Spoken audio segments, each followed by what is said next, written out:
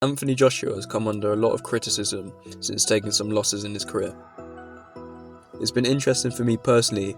When I've mentioned that AJ was fighting last year, I've had people say to me that they're not interested because he's washed. But that's crazy to me. In what other sport are losses, especially against the best, so defining? But credit to him, he hasn't let silly criticism like that get to him. Joshua bounced back with a very strong year in 2023, and I've personally felt very inspired by how he's gone about his comeback. I think that throughout 2023, you can clearly see three key themes that have helped breed his success. Perhaps understandably, it could be seen that some self-doubt crept in following consecutive defeats to Alexander Usyk. You can see elements of this throughout the Louis Theroux documentary, which was filmed at the time of his comeback versus Jermaine Franklin. Maybe they do need to see the old Anthony Joshua. Can I be bothered with all the bullshit that comes with it?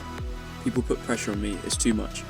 I just want to be normal, and I feel like I let a lot of people down.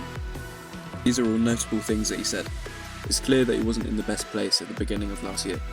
However, as the year progressed and time began to heal any wounds he had, AJ sounded more and more self-assured. Fast forward to an interview with Steve Bunce for TNT Sports in the build-up to the Day of Reckoning, and now Joshua was saying things like, "I'm sure of myself, and that's coming from deep within, and I'll do my best, I can't do any more than that." This is a clear shift in perspective and something we can all learn from. I believe he was able to feel more self-confidence by refusing to let the opinion of others affect him anymore, and instead just focusing on what he can control. This in turn will make anyone more relaxed, and I think that had a massive positive impact on Joshua's great performance versus Otto Wallin. During the fight week for the Day of Reckoning, AJ got some criticism, again, for being blunt and serious during interviews, but I think this was a consequence of him being totally locked in for the fight. He doesn't care about the media obligations and just wants to be focused. It's one thing to be focused on training and the physical side of boxing, which Joshua is, but there's also a massive mental side to boxing, and you must go in with a clear mind. During the many hours of the day when he's not training, there's a lot of mental preparation to be done. As well as studying his opponent, Joshua considers many other things, such as not watching TV because he can't control what's being fed to him, so watch YouTube instead. On top of this, he limited how many people were around him during fight week out in Saudi to limit distractions, and visualised things such as his ring walk in advance of the real thing. He also spent 2 training camps out in Texas, as it was the same as London minus the 1% distractions.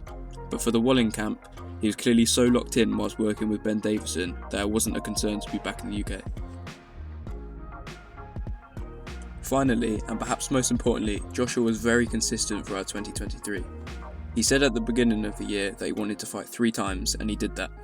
I think that a lot of the problems that Joshua had before last year in boxing were made worse by inactivity brought on by the politics of having 4 belts.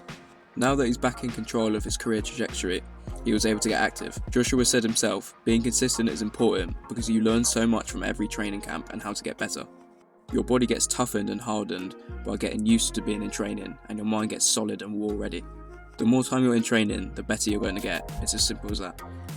We can clearly see the upwards trajectory that this consistency caused throughout the year. A decent performance against Franklin, a decent performance and a great finish against Helenius, and a really good performance from start to finish against Otto Wallin.